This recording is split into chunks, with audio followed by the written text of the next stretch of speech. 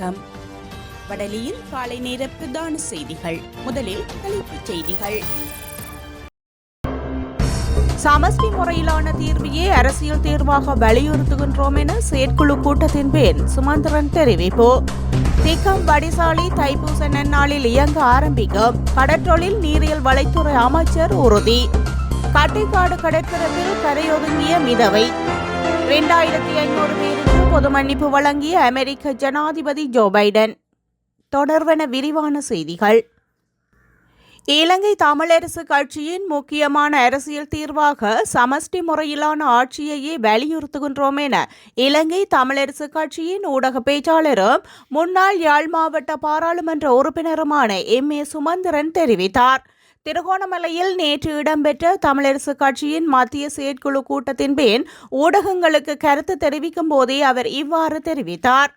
கட்சியின் ஒரே இலக்கு சமஷ்டி முறை தீர்வு. தற்போது ஒற்றையாட்சி என்றால் என்ன, சமஷ்டி முறை என்றால் என்ன என்பது பற்றிய விளக்கம் தெரிகின்றது. 70 வருட காலமாக பல மாற்றங்கள் இடம்பெற்றுள்ள போதிலும் அரசியல் தீர்வாக இதனையே வலியுறுத்தி வருகின்றோம். கோத்தபாய அரசாங்கத்தில் இது தொடர்பான வரைவை வரைந்து இது குறித்து தீர்வு தொடர்பில் முன்மொழிவுகளை 2020 டிசம்பர் மாதமளவில் அந்த குழுவுக்கு அனுப்பியிருந்தோம். இதில் மறைந்த தலைவர் ரா சம்பந்தன், சேனாதி ராஜா சித்தார்த்தன், அடைக்கலநாதன் போன்றோர் கையொப்பமிட்டு அனுப்பப்பட்டு சந்திப்பு நடத்தப்பட்டது. இதனைத் தொடர்ந்து தற்போது 7 பேர் கொண்ட குழுவை நியமித்துள்ளோம். இவர்கள் இந்த விடயங்களுக்கு பொறுப்பாக இருந்து செயற்படுவார்கள். தமிழ் பேசும் பரப்பில் உள்ள மற்ற கட்சிகளும் அழைப்பு விடுக்கப்படும். இதற்கு மேலதிகமாக கட்சியின் வழக்குகளும் நிலுவையில் உள்ளது. அத்தனை வழக்குகளையும் முடிவுக்கு கொண்டு வரும் தொடர்பாகவும் பேசப்பட்டதுடன் உள்ளூராட்சி மன்ற தேர்தலில் அதிகமாக முன்னுரிமை அடிப்படையில் முன்னர் வேட்பு மனு தாக்கல் செய்தவர்களை பட்டியலில் இணைப்பது, இளைஞர்களுக்கும் வாய்ப்புகளை வழங்குவது தொடர்பாக பேசப்பட்டது. மேலும் கட்சிக்கு எதிராக செயற்பட்டவர்களுக்கு ஒழுக்காற்று நடவடிக்கைகளை மேற்கொள்வது பற்றியும் பேசப்பட்ட நிலையில் முதலில் அவர்களிடம் விளக்கம் கோரப்பட்டு ஒழுக்காற்று நடவடிக்கை எடுக்கப்படும் என குறிப்பிட்ட அவர், ஜனாதிபதியின் இந்திய விஜயம் முதலாக மேற்கொள்ளப்பட்டதுடன் இடதுசாரி கொள்கை கொண்ட இவர்கள் சீனா, இந்தியா தொடர்பில் எப்படி செயற்பட போகிறார்கள் என்பது பற்றி பொறுத்திருந்துதான் பார்க்க வேண்டும் எனவும் தெரிவித்தார். தீர்மானம் கடந்த கூட்டத்தில் எடுக்கப்பட்டிருந்தது.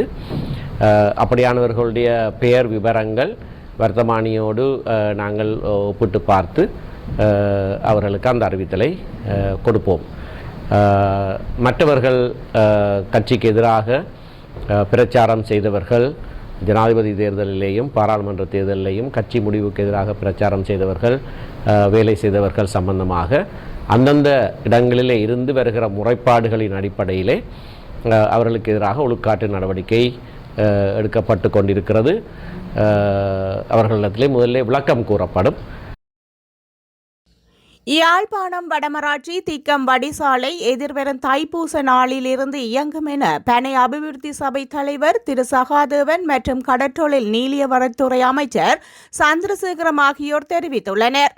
மேலும் இறுதியாக பனை அபிவிருத்தி சபை தலைவராகவிருந்த பெரும்பான்மை இனத்தை சேர்ந்த நபர் பல கோடி ரூபாய் பணத்தை கையூடாக பெற்று தனியார் நிறுவனம் ஒன்றிற்கு 25 ஆண்டுகளுக்கு குத்தகைக்கு வழங்கியுள்ளதாகவும் அக்குத்தகையையும் அமைச்சரவை பத்திரமூடாக ரத்து செய்ய உள்ளதாகவும் பனை அபிவிருத்தி சபை இவ்வாண்டு முதல் பனை தென்னை வள அபிவிருத்தி சங்கங்களிடம் கையளிக்கப்படும் எனவும் அங்கு இடம்பெற்ற ஊழல்களுக்கு எதிராக நடவடிக்கை எடுக்கப்படும் எனவும் சந்திரசேகரம் தெரிவித்தார். இந்த கலந்துரையாடல் திக்கம் வடிசாலையில் பனை தென்னை வள கூட்டுறவு சங்க கொத்தணி தலைவர் தலைமையில் இடம்பெற்றது. இந்த நிகழ்வில் கடற்றொழில் மற்றும் நீரியல் வளத்துறை அமைச்சர் ராமலிங்கம் சந்திரசேகர், பெருந்தோட்ட மற்றும் சமூக உட்கட்டமைப்பு பிரதி அமைச்சர் பிரதீப் சுந்தரலிங்கம், யாழ் மாவட்ட செயலாளர் மருதலிங்கம் பிரதீபன், வடமாகாண கூட்டுறவு அபிவிருத்தி திணைக்கள பணிப்பாளரும் பதிவாளருமான திரு தர்மலிங்கன், யாழ் மாவட்டத்தில் உள்ள பனை தென்னை வளங்களின் சங்கங்களின் சமாச தலைவர்கள், பொது முகாமையாளர்கள், பிரதிநிதிகள் மற்றும் வலிகாமம், வடமராட்சி, தென்மராட்சி ஆகிய கொத்தணிகளின் தலைவர்கள், பொது முகாமையாளர்கள், நிர்வாக உறுப்பினர்கள், அனைத்து பனை தென்னை கூட்டுறவு சங்கங்களின் தலைவர்கள், பொது முகாமையாளர்கள், திக்கம்பரணி வடைசாலை தலைவர் உத்தியோகத்தர்கள் என பலரும் கலந்து கொண்டனர். அறிவு ஒளி மையத்தில் இலவச கல்வி பயிலும் மாணவர்களுக்கு நேற்று திருகோணமலை மாவட்ட நாடாளுமன்ற உறுப்பினர் சண்முகம் குகதாசன், வன்னி மாவட்ட நாடாளுமன்ற உறுப்பினர்கள் ரவிகரன், சத்தியலிங்கம் ஆகியோரால் பாடசாலை உபகரணங்கள் வழங்கி வைக்கப்பட்டது.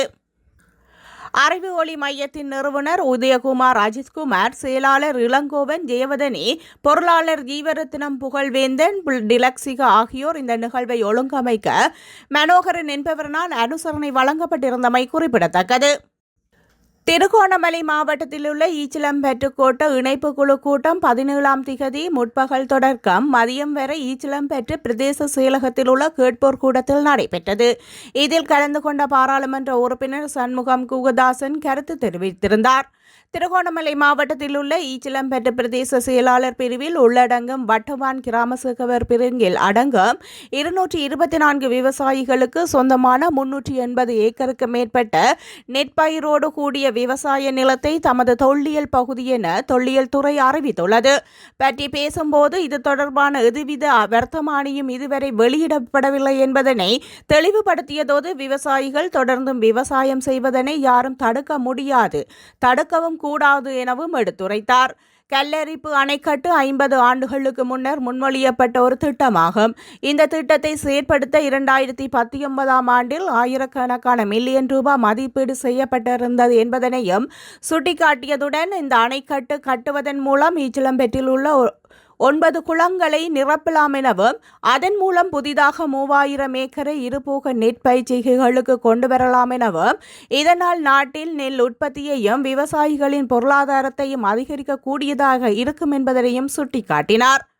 இலங்கை துறை புன்னையடி கல்லையடி இழுவை பாதைகள் சேவையினை மீள ஆரம்பிக்குமாறும் கோரிக்கை விடுத்ததுடன் புன்னையடி பாளையத்தின் அமைப்பதற்கு 2019ஆம் ஆண்டில் வீதி அதிகார சபையின் சிறப்பு நிபுணர்கள் குழு 454 மில்லியன் ரூபாய் செலவாகும் என மதிப்பீடு செய்தது.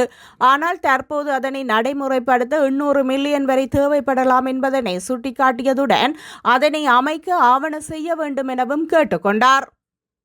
வடமராட்சி கிழக்கு கட்டைக்காடு கடற்பகுதியில் மிதவை ஒன்று கரையொதுங்கியுள்ளது. கடலில் நிலவும் கடும் காற்று காரணமாக குறித்த மிதவை கரையொதுங்கியிருக்கின்றது என தெரிய வந்துள்ளது. இது தொடர்பாக கடற்கரை மற்றும் மருதங்கணி போலீசாருக்கு தெரியப்படுத்தப்பட்டுள்ளது. கரையொதுங்கிய மிதவை ராணுவம், கடற்படை, பொதுமக்கள் என பலர் பார்வையிட்டு வருவதோடு பொதுமக்களின் உதவியோடு மிதவையை மீட்கும் பணியில் கடற்படையினர் ஈடுபட்டுள்ளனர். அண்மை காலமாக வடமராட்சி கிழக்கின் பல பகுதிகளிலும் மிதக்கும் கூடாரங்கள், மிதவைகள் கரையொருங்கி வருவதாக இருக்கின்றமையும் குறிப்பிடத்தக்கது.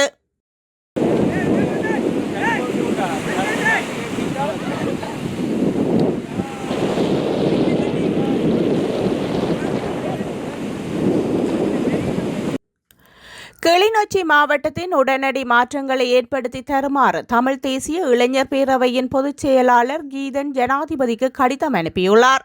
தமிழ் தேசிய இளைஞர் பேரவையின் பொதுச் செயலாளர் குறித்த கடிதத்தை அனுப்பி ஊடகங்களிற்கும் வெளியிட்டுள்ளார். குறித்த கடிதத்தில் கிளிநொச்சி மாவட்ட யுத்தத்தினால் நலிவடைந்து வளர்ந்து வரும் மாவட்டம் என்பது தங்கள் அறிந்ததே. இம்மாவட்டத்தில் நகர அபிவிருத்தியில் உடனடியாக செய்து கொடுக்க வேண்டிய விடயங்களை தங்களிடம் முன்வைக்கின்றோம். கிளிநொச்சியில் பரந்தன் சந்தி, டிப்போ சந்தி, கரடிப்போக்கு சந்தி, கட்டைக்காட்டு சந்தி மற்றும் வைத்தியசாலை முன்பாக மின்விளக்கு சமிக்கைகளை அமைக்க வேண்டிய தேவை உள்ளது. பரந்தன் முதல் பல்கலைக்கழக சந்தி வரை இருவழி பாதையை அமைக்க வேண்டிய தேவையும் உள்ளது. நகர பகுதிகளில் உள்ள பாதசாரி கடவைகளில் தெருவிளக்குகளை அமைத்து தர வேண்டியுள்ளது. பரந்தன் முதல் பல்கலைக்கழக சந்தி வரை தெருவிளக்குகளை ஏனையின் வீதியில் அமைத்து தர வேண்டிய தேவை உள்ளது. கிளிநொச்சி நகரில் சுற்றுவட்டம் ஒன்றை அமைத்து மணிக்கூடு கோபுரம் ஒன்றையும் அமைத்து நகர வசதிகளை ஏற்படுத்தி தாருங்கள். மேற்படி விடயங்களை மேற்கொண்டு தருவதன் மூலம் போக்குவரத்து நெரிசல் மற்றும் விபத்துக்களை தவிர்க்க முடியும் என எதிர்பார்த்து இந்த கோரிக்கையை விடுக்கின்றோம். பொருத்தமான நடவடிக்கை எடுத்து மாவட்டத்தில் மேலதிக அபிவிருத்திகளை செய்ய நடவடிக்கை எடுத்து உதவுமாறு கேட்டுக்கொள்கின்றோம் என அந்த கடிதத்தில் குறிப்பிடப்பட்டுள்ளது. காலநிலை மாற்றத்தினால் நுளம்பு பெருக்கங்கள் அதிகமாகி பாதிக்கப்பட்டு கொண்டிருந்த கிளிநொச்சி மாவட்டத்தின் முழங்காவில் பகுதியைச் சேர்ந்த 60 பயனாளிகளுக்கான நுளம்பு விலைகள் வடக்கு கிழக்கு மறுவாழ்வு அமைப்பின் ஏற்பாட்டில் கனடா ஈகை அறக்கட்டளையின் நிதி அனுசரணையில் நேற்றைய தினம் வழங்கி வைக்கப்பட்டது. அமெரிக்க ஜனாதிபதி ஜோ பைடனின் பதவிக்காலம் இன்னும் 2 நாட்களில் முடிவடைய உள்ளது. இந்த நிலையில் சாதாரண போதைப்பொருள் குற்றங்களுக்காக சிறை தண்டனை விதிக்கப்பட்ட சுமார் 2500 பேருக்கு தனது சிறப்பு அதிகாரத்தை பயன்படுத்தி அவர் பொது மன்னிப்பு அளித்துள்ளார். வன்முறை சம்பவங்களில் ஈடுபடாத நிலையிலும் மிக கடுமையான தண்டனை விதிக்கப்பட்டுள்ளதால் அவர்களுக்கு பொது மன்னிப்பு வழங்கப்பட்டதாக பைடன் கூறினார். அமெரிக்க வரலாற்றில் ஜனாதிபதியொருவர் ஒரே நாளில் இத்தனை பேருக்கு பொது மன்னிப்பு வழங்கியுள்ளது இதுவே முதல் முறையாகும். இதற்கு முன்னதாக அமெரிக்காவின் மத்திய நீதிமன்றங்களால் மரண தண்டனை விதிக்கப்பட்டிருந்த 37 பேருக்கு அந்த தண்டனையை ஆயுள் தண்டனையாக குறைத்து ஜோ பைடன் கடந்த மாதம் உத்தரவிட்டார். அந்த குற்றவாளிகள் செய்த கொலைகளை வெண்மையாக கண்டித்தாலும் மத்திய அளவில் மரண தண்டனை விதிக்கப்படுவது தவறு என்பதால் அவர்களுக்கான தண்டனையை ஆயுள் தண்டனையாக குறைப்பதாக அப்போது பைடன் கூறியிருந்தமையும் குறிப்பிடத்தக்கது.